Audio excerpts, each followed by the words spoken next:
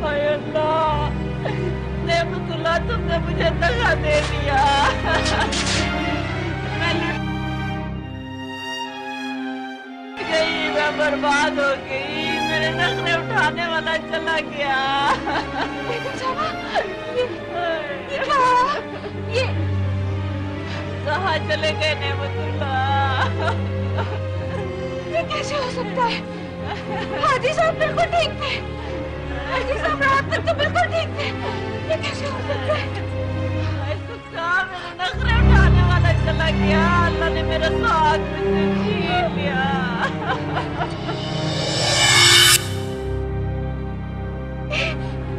ये तो नीले पड़ रहा है, ये नाक से खून भी आ रहा है। सब्र करो, भैया क्या ज्यादा बोल रही थी? कैसे सब्र करूं? ये रात तक बिल्कुल ठीक थे, इन्हें किसी ने जहर दिया है, ये ऐसे नहीं मर सकते। चुप करो, भैया नहाने के लिए जाने दो। अरे कैसी बातें कर रही है चुका? अरे ऐसे नेक आदमी को कौन बदबख्त जहर देगा? भाई हाजी साहब सुखा को बहुत प्यार करते थे, इसीलिए इसको दिली सदमा हुआ है। राहिल आओ, मैयत को तब्दील के लिए ले चलो। आओ आओ आओ, ऐसा ना करो, जाने दो, आ जाओ। नहीं, मैं नहीं ले जाने दूंगी, मैं नहीं ले जाने दूंगी हाजी साहब को, छोड़ो मुझे।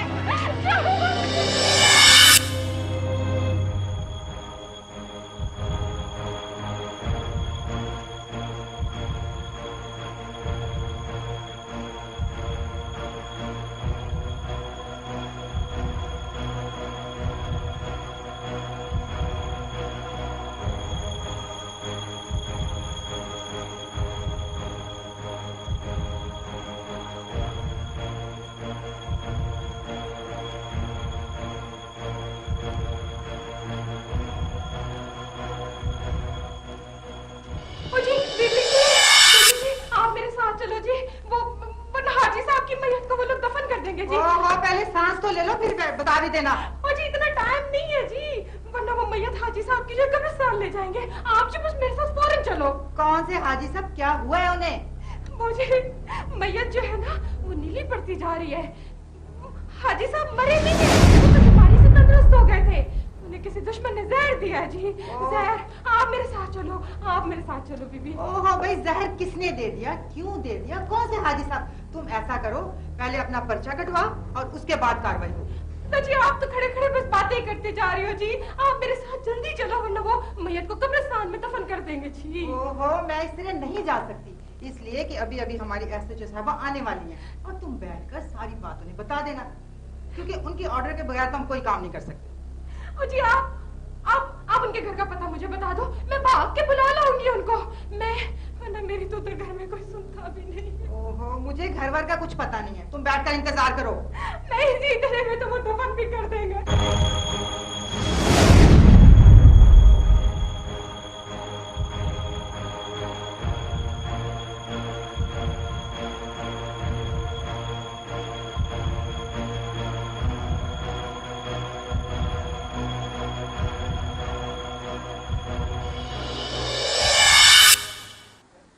देख लिया जी चेहरा? जी जी।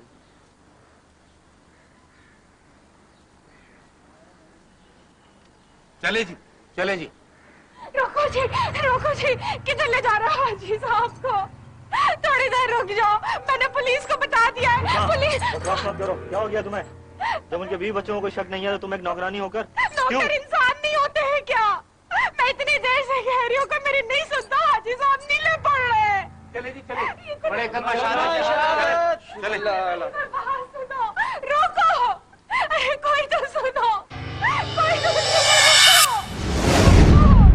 अरे कोई तो मेरी बात सुनो, रोक लो, ये कुदरती मौत है। तुम्हारा क्या खिलाना है? और मेरा सहारा छीन लिया है। अरे बाप, मैं क्या करूं? हाजी साहब मुझे क्यों बेसहारा छोड़ गया? मेरा तो कोई आसरा भी नहीं है। क्या शोर मचा रखा है बीबी? बीबी जी, कौन है? बीबी जी कुछ करो बीबी जी, मैं सुबह भी आई हूँ आगे चली गई हूँ, मेरी कोई बात ही नहीं सुनता। बीबी चुप कर जाओ, इधर आओ अंदर बैठ के बताओ क्या बात।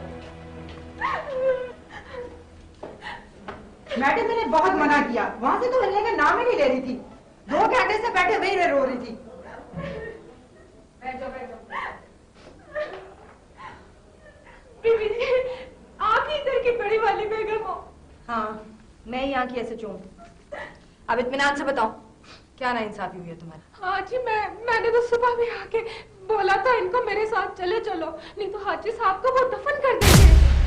वही हुआ जी, किसी ने बात ही नहीं मानी। हाँ जी बयान दिया इसका, एफआईआर काटी? जब से ये दोबारा आई कुछ बताती नहीं थी, मैंने इससे कहा भी कि आपके ऑर्डर के बगैर। अच्छा हाँ बीबी बताओ, देखिए क्या नाम है तुम्हारा? जी वो मेरा नाम सुखा है जी। अब शुरू से बताओ क्या हुआ था? वो जी मैं हाजी साहब के घर कोई 3 माह ऊपर साल हुआ है जी, नौकरानी हूँ वहां पे। हाजी साहब बहुत अच्छे इंसान थे जी, बड़ा ख्याल रखते थे मेरा। रात जी वो बिल्कुल चंगे भले थे, मुझसे बैठे बातें भी कर रहे थे।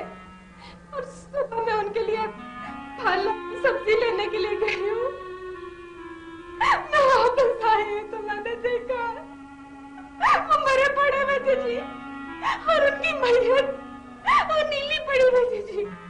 पानी पिलाइए।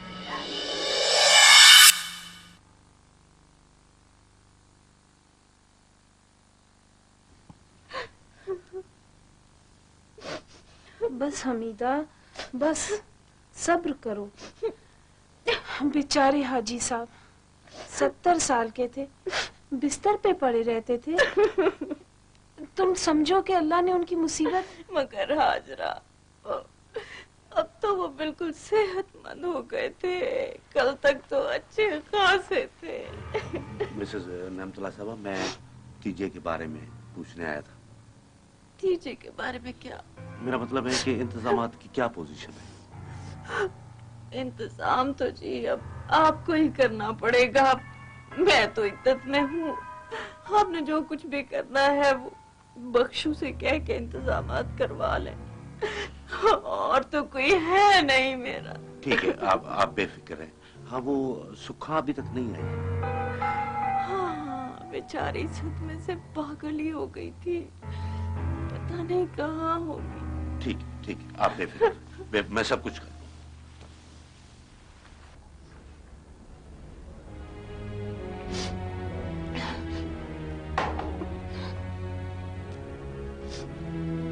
हाँ अब बताओ क्या मांग? देखो जी बीबी, निलाट तो मैयत में तभी आती है ना जब किसी को जहर दिया गया होता है। आम तासब तो यही है, लेकिन हो सकता है कि हाजी नेमतुल्ला बीमार हो या कोई और मसला हो उनके साथ। ना जी ना, मैं कसम खाती हूँ जी, हाजी साहब बिल्कुल सेहतमंद थे। देखो बीबी, तुम हाजी साहब की सिर्फ मुलाजमा हो। जब उनके अहले खाना ने कंप्लेन नहीं किया, जब उनके अहले खाना ने रिपोर्ट नहीं लिखाई, तो तुम क्यों? हाजी तो मैं रपट कराने आई हूँ ना, आप लिखो जी, मेरी रपट लिखो। भाई अब तो उनकी तदफीन भी हो चुकी होगी, अब क्या फायदा? तो जी आप कब्र खुदवाओ जी। क्या? हाँ। तुम जानती हो तुम क्या कह रही हो सुखा?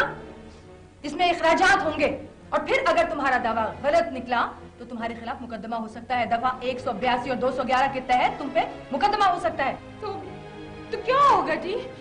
ज्यादा से ज्यादा मुझे जेल ही हो जाएगी ना, चली जाऊंगी। और जो सच निकला तो उन लोगों के खिलाफ कार्रवाई होगी। हाँ जी, मैं भी यही चाहती हूँ। बस जी आप चल के तो कब्र खुदवाओ। नौकरानी होकर तुझे मेरे शोहर की कब्र खुदवाने का क्या हक है? हक वक्त मैं नहीं जानती, पर कब्र खुदनी चाहिए। कब्र जरूर खुदेगी सुखा। मैंने दरखास्त जिला के डीसी के पास पहुंचा दी है। जैसे ही डीसी साहब कोई मजिस्ट्रेट मुकर्रर करते हैं, आपको सुखा के साथ कब्र की खुदाई में शरीक होना। लेकिन मैं इसकी इजाजत नहीं दूंगी। हाजी साहब मेरे शोहर थे और उनकी कब्र खुदवाने या ना खुदवाने की इजाजत सिर्फ मैं दे सकती हूँ, ये मुलाजमा नहीं। अगर ऐसी बात है ना तो फिर मेरी बात भी कान खोल के सुनो। हाजी साहब अगर आपके शौहर थे तो वो मेरे भी शौहर थे।